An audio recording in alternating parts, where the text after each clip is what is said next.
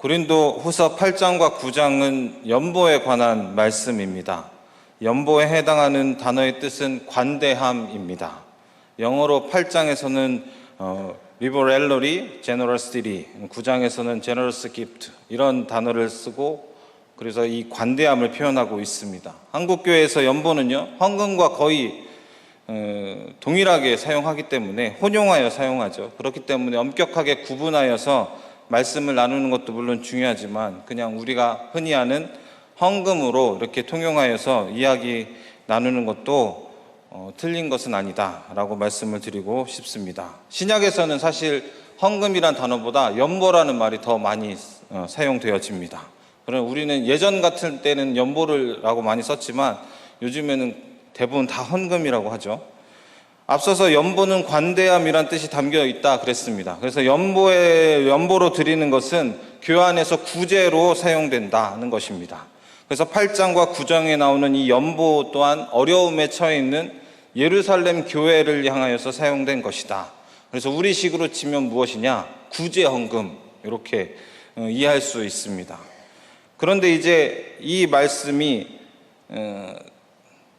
지금 다른 지역의 교회를 돕는 것을 여기 나오고 있죠. 마게도니아 지역 교회와 고린도 교회가 다른 지역에 있는, 어떻게 보면 다른 나라라고 표현하기는 좀 그렇지만 로마 제국 안에 있으니까 한 나라다 이렇게 표현할 수 있고, 또 다르게 치면 이제 이 통치 아래에 있는 또 다른 각각의 나라가 있으니까 어쨌든 마게도니아 지역 교회와 그리고 고린도 교회가 예루살렘 교회를 돕는 것입니다. 그러므로 구제 헌금이라기보다는 어떻게 보면 선교 헌금과 같다, 이렇게 우리가 이해할 수가 있습니다. 물론 구제 헌금은 여러 가지 결정된 것이 이제 예루살렘 지도자들 사이에서 결정된 구제 헌금이 있고요. 그리고 여러 가지 견해가 있지만 분명한 것은 오늘 말씀에 있는 이 연보가 예루살렘 교회에 있는 어려운 자들을 도와주는 일에 쓰였다는 것은 틀림없습니다. 그래서 이런 정황에서 선교 헌신 예배에서 이 본문을 함께 우리가 나누는 것은 어떻게 보면 굉장히 중요하고 꼭 해야 되는 것이다 라는 말씀을 드리고 싶습니다. 소위 말해서 지금 헌금 설교를 하겠다는 것인데 대부분 잘 하지 않죠. 어떤 교회에서는 배제하기도 하고 아예 안 하는 교회나 목회자분들도 있습니다. 왜냐하면 갈등이나 어려움에 빠지는 것을 아예 원천적으로 봉쇄하겠다 이런 의미로 하지 않는데, 제가 생각할 때 배려의 아이콘이라고 생각하는 이 사도 바울도 지금 굉장히 분열이 많고 말이 많은 고린도 교회를 향하여서 연보에 관한 권면을 했습니다. 그러므로 우리가 이 말씀을 나몰라라 하는 것은 맞지 않다고 여겨집니다. 본론으로 들어가서요, 바울이 연보에 관해서 언급하는 결정적인 이유가 1절에 있지 않고 6절과 10절에 힌트를 얻을 수가 있습니다. 6절 중반에 보면 이미 너희 가운데서 시작하였은즉 이런 말씀이 있습니다. 10절 하반절에 보면 너희가 1년 전에 행하기를 먼저 시작할 뿐 아니라 원하기도 하였은즉 이런 말씀이 있습니다. 연보의 성교에 관해서는 로마서 15장 26절에 있는데, 이는 마게도냐와 아가야 사람들이 예루살렘 성도 중 가난한 자들을 위하여 기쁘게 얼마를 연보하였음이라 이렇게 말씀되어 있습니다. 그러니까 지금 고린도 교회나 마게도니아 교회가 하는 것이 먼저 설명했던 것처럼 예루살렘 성도 중에 가난한 자들을 위한 헌금이었다라는 것입니다. 그래서 이 말씀들을 정리하면요, 고린도 교회는 예루살렘 교회 성도들 중 가난한 자들을 위해서 헌금을 1년도 전에 작정을 하였습니다. 그런데 그것은 어떻게 작정을 하였느냐? 고린도 교회 성도들이 원하여서 자발적으로 기쁨으로 작정하였습니다. 그런데 1년이 그냥 훅 지나갔죠. 그러면서 아직 작정한 것이 다 완료되지 못하였습니다. 어떤 이유인지는 확실하지 않지만 아마도 고린도 교회가 겪었던 문제들 중에 그 해답이 있겠죠. 거짓 사도들이 잘못된 가르침을 받아서 지금 혼란에 빠져 있기 때문에 중단되었을 것이다, 그렇게 이제 학자들은 이야기합니다. 어쨌든 간에 지금 예루살렘 교회를 향하여서 구제 헌금을 모으는 것이 중단되었습니다. 바울은 이 문제를 가지고서 고린도 교회에게 참여하여라, 끝마쳐라, 그렇게 이제 권면하는 것이죠. 이 헌금에 관한 문제, 참 어려운 문제죠. 그래서 바울도 어떻게 보면 그때 당시도 굉장히 어려웠었던 것 같습니다.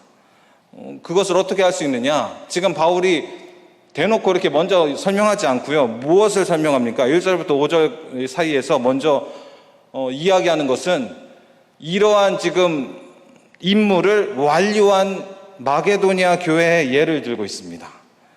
그런데 이게 잘못 받아들이면 아마 매우 불편한 이야기일 수도 있습니다. 왜냐하면 마게도니아 교회가 어떻게 하죠? 지금 3절 보면 내가 증언하노니 그들이 힘대로 할 뿐 아니라 힘에 지나도록 자원하였다, 이렇게 기록하고 있습니다. 마게도니아는요 지금 그리스 이 북쪽에 위치한 그 지역인데 고린도보다 더 어려운 지역입니다. 그리고 그곳에 속해 있는 교회는 빌립보 교회, 데살로니가 교회, 그리고 베레아 교회, 이런 교회들이 있습니다. 그리고 환란이 또 찾아왔습니다. 어려움 중에 있습니다. 가난한 동네인데 그들이 환란 가운데 어떻게 하느냐? 넘치는 기쁨으로 극심한 가난은 어떻게 하느냐? 풍성한 연보로 바꾸어서 자원하여서 힘에 지나도록 예루살렘 교회를 도왔다. 그것이 바로 지금 바울이 먼저 고린도 교회를 향하여서 이야기해주고 있는 것입니다. 마게도니아 교회가 넘치는 연보를 먼저 하였다는 것을 이야기하면서 바울이 헌금은 왜 해야 하는지 이유를 이제 이야기합니다. 세 가지를 이야기하는데, 첫 번째로는 다른 것들과 마찬가지로 구제에도 풍성해야 한다, 이런 것입니다. 우리 7절 함께 같이 읽도록 하겠습니다. 7절입니다. 시작. 오직 너희는 믿음과 말과 지식과 모든 간절함과 우리를 사랑하는 이 모든 일에 풍성한 것 같이 이 은혜에도 풍성하게 할지니라. 아멘. 바울이 고린도전서 1장에 이와 비슷한 이야기를 이미 먼저 했습니다. 고린도 교회는 이미 풍성한 은혜를 받았다. 하나님께서 받은 은혜가 있다. 모든 언변과 모든 지식에 풍족하고 모든 은사에 부족함이 없다. 이렇게 말씀을 고린도전서 1장에 했습니다. 그러면서 지금 말씀에도 뭐라고 하죠? 믿음과 말과 지식과 모든 간절함과 모든 일에 지금 풍성하다. 너네들은 지금 풍성하다. 그런데 그것에 더하여 뭐가 더 있어야 되느냐? 구제에도 풍성해야 된다. 받은 풍성한 은혜만큼 풍성한 구제가 동반되어야 된다. 그것이 바로 하나님께 큰 은혜를 받은 그리스도인의 모습이다. 이렇게 말씀하고 있는 것입니다. 두 번째 이유는 이 사랑의 진실함을 증명한 마게도니아의 선례를 따라야 된다라는 것입니다. 우리 8절 함께 읽도록 하겠습니다. 시작. 내가 명령하는 말을 하는 말이 아니요 오직 다른 이들의 간절함을 가지고 너희의 사랑의 진실함을 증명하고자 함이로라. 아멘. 여기서 다른 이들은 마게도니아 교회 교인들입니다. 앞서도 이야기했듯이 많은 환난 중에 더 어려운 환경 속에서도 이미 풍성한 연보를 예루살렘 교회에 보냈습니다. 예루살렘 교회의 가난한 성도를 향하여서 사랑의 진실을 실천한 거죠. 완료했습니다. 그렇기 때문에 고린도 교회를 향하여서 이미 그런 선례가 있다. 그런 구제의 사랑의 모습을 고린도 교회도 보여줘야 된다. 증명해야 된다. 지금은 증명이 안 됐잖아요. 왜냐? 1년 이상 미뤄지고 아직 미완료 상태이기 때문에 너네 지금 의심받을 수 있는 상황이다. 증명하여라. 이렇게 지금 바울이 권면하는 것입니다. 세 번째는 무엇인가? 예수 그리스도의 희생이 그 이유입니다. 우리 9절 함께 읽도록 하겠습니다. 시작. 우리 주 예수 그리스도의 은혜를 너희가 읽거니와 부요하신 이로써 너희를 위하여 가난하게 되심은 그의 가난함으로 말미암아 너희를 부유하게 하려 하심이라. 아멘. 이것이야말로 근본적이고 확실한 이유입니다. 예수 그리스도의 은혜, 성육신 사건, 이것이야말로 아주 중요한 이유인 것이죠. 빌립보서 2장 6절 이하에 보면 예수님은 하나님이시지만 종의 형체, 사람의 모양으로 이 땅에 오셨습니다. 자기를 낮추셨습니다. 죽기까지 복종하셨습니다. 가장 낮고 천한 모습으로 이 땅에 오셔서 우리의 죄를 대속하여 주셨습니다. 그것은 은혜죠. 우리의 공로는 그곳에 낄 틈이 전혀 없습니다. 공로가 아니라 완전한 은혜입니다. 그것은 오늘 말씀에 다르게 오늘 말씀으로 비춰봤을 때 무엇을 표현하는 것이냐? 완전한 부요함을 버리고 완전한 가난함을 택하였다는 것이죠. 부요하실 수 있는, 아주 부요하기 끝이 없으신 분이 가장 가난하게 되셨다는 것이죠. 그러면서 무엇을 하고 이야기합니까? 고린도 교회 교인들을 향하여서 너희를 위하여 가난하게 되었다. 그래서 너희들은 어떻게 되었느냐? 부유하게 된 것 아니냐? 그러면서 권면하는 것이죠. 이제는 너희 차례다. 너희가 가난한 자들을 위해서 희생할 때다. 이렇게 권면하는 것입니다. 이렇게 1년 동안 연보를 멈추고서 그 멈춰있는 고린도 교회를 향하여서 바울이 권면합니다. 그것을 다시 할 수 있도록, 헌금을 다시 할 수 있도록 이제 권면을 하는데 실제적인 방법을 제시하죠. 그 실제적인 방법이 바로 오늘 말씀의 제목과 같습니다. 있는 대로 해라, 그것입니다. 10절 말씀 읽도록 하겠습니다. 10절입니다. 시작. 이 일에 관하여 나의 뜻을 알리노니 이 일은 너희에게 유익함이라. 너희가 1년 전에 행하기를 먼저 시작할 뿐 아니라 원하기도 하였은즉. 아멘. 있는 대로 하기 위해서는 두 가지 요소가 필요한데 하나는 강요가 아니라는 것입니다. 시작하는 것도 자발적으로 원한 것도 고린도 교인이었습니다. 마음에 원함이 있어서 시작한 것입니다. 11절에 보면은 마음에 원하던 것 같이 완성하되 이렇게 말씀합니다. 그러니까 억지로 해서는 되지 않는다는 것이죠. 그리고서 중요한 것이 무엇이냐?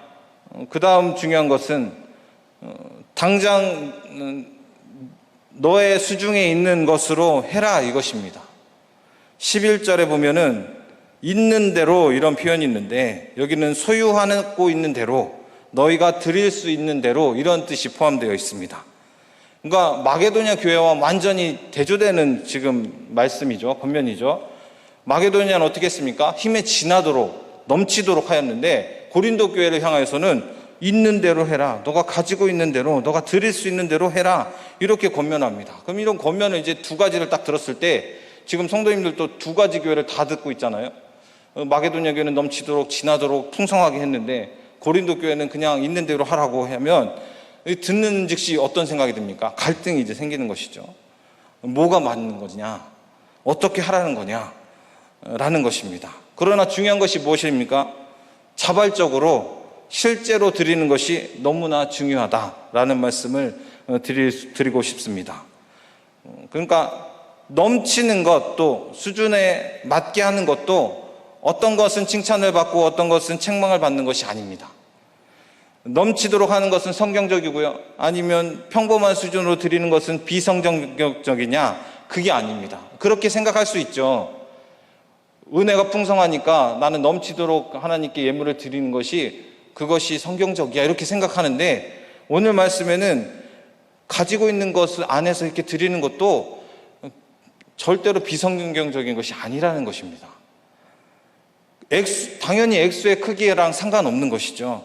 오늘 말씀엔 액수의 크기는 전혀 나와 있지 않습니다.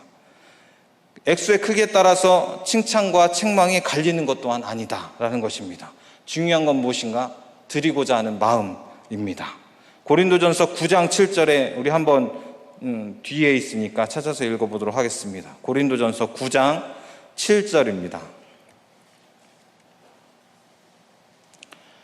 고린도전서 9장 7절입니다. 시작. 각각 그 마음에 정한 대로 할 것이요 인색함으로나 억지로 하지 말지니 하나님은 즐겨내는 자를 사랑하시느니라.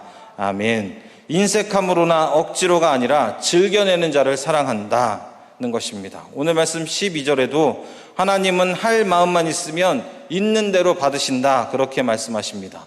없는 것은 받지 아니하신다 말씀합니다. 우리에게 필요한 것은 무엇인가? 드리고자 하는 마음이다. 그리고 오늘 고린도 교회인들에게 줄기차게 권면하는 것, 그것은 무엇인가? 실제로 드려야 된다는 것입니다. 왜냐하면 고린도 교회는 지금 1년 이상 넘도록 연보를 드리지 못하고 질질 끌고 있습니다. 그렇기 때문에 보여줘야 되는 것이죠. 실제로 드려야 된다, 이렇게 권면하는 것입니다. 추가적으로 13절부터 15절 말씀에는 무엇입니까? 이 연보를 드리는 것은요, 경제적으로 균등관계를 이루고자 한다는 것을 지금 바울이 이야기하고 있습니다. 이건 오해의 요지가 조금 있는데 무슨 공산주의 아니냐, 이렇게 이제 말씀을 읽다 보면 그런 느낌이 좀 받을 수가 있죠. 절대적인 부의 평등, 그런 것처럼 보이지만 말씀 가운데 그런 이야기 하는 것이 아닙니다. 인위적으로 재산을 분할해야 된다, 이것이 아닙니다. 그런 것을 절대로 말하는 것이 아닙니다. 그럴 수도 없고요, 초대교회 어디에도 그렇게 요구한 적은 없습니다. 오히려 이 바울의 권면은요, 초대교회에 있었던 그 은혜로운 광경의 그 모습을 보여주는 것입니다. 사도행전 2장 44절 45절에 보면 무슨 말씀이 있냐면, 예수 그리스도를 믿는 자들이 모여 물건을 통용하고 재산과 소유를 팔아 각각 사람의 필요에 따라 나누어 주었다, 그렇게 말씀하고 있습니다. 그것이 가능하기 위해서 무엇이 있어야 됩니까? 은혜가 있어야 되는 것이죠. 자발적으로 이루어져야 됩니다. 누구의 강요나 다른 의도가 있으면 불가능한 것이죠. 그것은 초대교회에서 원하는 모습이 아니었다는 것입니다. 대표적인 것이 아나니아와 삽비라 사건이죠. 자기가 가진 소유를 팔아서 하나님께 기쁨으로 드려야 되는데 기쁨으로 다 드리지 못하고 얼마를 감췄습니다. 그렇게 자발적으로 헌신하지 못했을 때 어떻게 됩니까? 그것은 은혜가 아닌 거죠. 그래서 어떻게 되었습니까? 징계를 받았습니다. 오늘 말씀엔 더 나아가서 이것은 무엇을 의미하냐면, 예루살렘 교회를 향한 연보는요, 그리스도 안에 교회가 서로 연결되었다는 것을 보여주는 것입니다. 따로가 아니라 하나라는 것을 밝혀주는 것이죠. 교회가 예수 그리스도 안에서 하나입니다. 교회는 예수님을 머리로 하는 교회가 하나인 것이죠. 전이 교회가 예수 그리스도를 머리로 하고 우리 성도님들이 다 지체로 하나가 되었듯이 모든 교회는 서로 연결되는 것이죠. 예수 그리스도를 머리로 하는 하나의 지체라는 사실을 우리가 다시 한번 깨닫게 되어지는 것입니다. 그러므로 풍족한 교회가 부족한 교회를 도와주는 것, 구제하고 선교하는 것은 너무나 중요한 것입니다. 모두가 다 부족함 없이 균등하게 만드는 것이 굉장히 중요하다는 것을 오늘 말씀을 통해 우리에게 들려주고 있습니다. 더더욱 중요한 것은 무엇이냐? 이 있는 것으로 구제하는 원리는요, 출애굽 당시에 그 만나의 원리를 연결지어서 바울이 설명하고 있습니다. 15절 말씀은요, 출애굽기 16장 18절 말씀을 인용한 것인데, 출애굽 당시에 양식이 없어서 울부짖는 이스라엘 백성들에게 무엇을 내려주셨죠? 하나님께서 만나를 내려주시죠. 지면에 가득하게 내려주셨는데 하나님께서는 이야기합니다. 각자 필요한 것 거두어라. 그래서 사람들이 만나를 거두었죠. 그 거두는 때 어떤 사람은 많이 거두고 어떤 사람은 적게 거둔 것 같은데, 많이 거둔 자도 남음이 없고 적게 거둔 자도 부족함이 없다, 이렇게 말씀하고 있습니다. 그런데 혹여나 남겼을 경우에 어떻게 됩니까? 벌레가 생기고 냄새가 나게 되었다라는 것입니다. 바울은 고린도 교인들을 향하여서 억지로 무리하여 구제하지 말고 자원하여서 기쁨으로 드리되 있는 것으로 남은 것으로 드려라, 그렇게 권면하고 있습니다. 오늘 나오신 우리 성도님들 또한 이러한 바울의 권면을 은혜로 받으시기를 바랍니다. 은혜로 받기를 원합니다. 혹시나 드리는 말씀인데, 마게도냐 교회는 그럼 잘못된 거냐? 라고 힘에 지나도록 하는 것은 틀린 것이냐? 라고 혹시 생각한다면 그렇지 않다는 것을 어떻게 보면 짚고 넘어가고 싶습니다. 왜냐면요, 바울이 제일 먼저 고린도 교회 교인들을 향해서 구제, 이 헌금에 관한 이야기할 때 제일 먼저 마게도냐 교회의 선례를 들었습니다. 만약에 잘못된 것이면 예를 안 들었겠죠. 넘치도록 하는 것 굉장히 아름답고 너무나 귀한 그러한 모습입니다. 그러나 교회적으로 권면하는 것은 어떻게 보면 바울이 지금 고린도 교회를 향해서 권면하는 것이 더 적절하다, 그렇게 저는 생각됩니다. 있는 대로 하는 것 너무나 중요합니다. 오늘 선교 헌신 예배를 드리면서 사실은 우리 교회가 선교 헌신 예배 드리면서 가장 크게 차지하는 것이 무엇입니까? 선교 헌금이죠. 소위 아주 그냥 대놓고 얘기해서 헌금만 드리고 아무것도 안 하는 게 뭐 선교냐, 이렇게 생각하시는 분들도 혹시 있을 수 있지만, 우리가 감당하는 게 아니기 때문에 그렇게 쉽게 생각할 수 있죠. 왜냐하면 물질을 드리면 그 물질을 통해서 선교사님들이 그리고 봉사하시는 분들이 그 선교 현장에 아주 귀하게 하나님의 일을 감당합니다. 우리가 하지 못한 것을 대신 감당하기 때문에 예물 하나 드리는 것, 그것은 너무나 소중한 것이죠. 우리 이것밖에 하는 것이 없어. 너무나 우리는 너무 선교를 잘 못해. 이렇게 생각하는 것보다 오히려 지금 나는 예물을 지금 어떻게 드리고 있는가? 나는 지금 예물을 어떻게 준비하면서 하나님께 드리고 있는가? 어떤 마음으로 드리는가? 그 기쁨으로 정말 하나님께 드리고 있는지 한번 돌아볼 수 있는 시간 되었으면 좋겠습니다. 하나님께 예물을 드릴 때 성경금뿐 아니라 다른 것도 마찬가지죠. 인색하거나 억지로 하지 말아야 됩니다. 있는 대로 하는 것이 중요합니다. 사실은요, 솔직하게 많은 경우에 있는 대로 드리는 것조차 마음의 짐이나 부담되시는 분들이 있다라고 생각합니다. 하나님께서 주신 예물, 하나님께서 주신 소득의 10분의 1 드리는 것, 있는 대로 드리는 거잖아요. 감사함으로 내게 주어진 것에 남는 것 드리는 것, 있는 대로 하는 것, 실천하는 것이 사실 그렇게 쉽지 않습니다. 혹시 이런 것들이 마음의 짐이 되거나 부담으로 다가오시는 분들이 있다면 모든 물질의 주인이 누구인가를 먼저 깊이 묵상하며 고백하는 그런 귀한 우리 성도님들 되시기를 바랍니다. 우리에게 주신 모든 것은 다 하나님의 것입니다. 인생을 주관하시는 분이 우리의 물질의 문을 닫으시면 물질은 금방 사라지고 맙니다. 우리가 이것을 꼭 기억하여서 기쁨으로 참여하는 그런 우리 성도님들 모두 되시기를 바랍니다. 우리 함께 기도하기를 원합니다.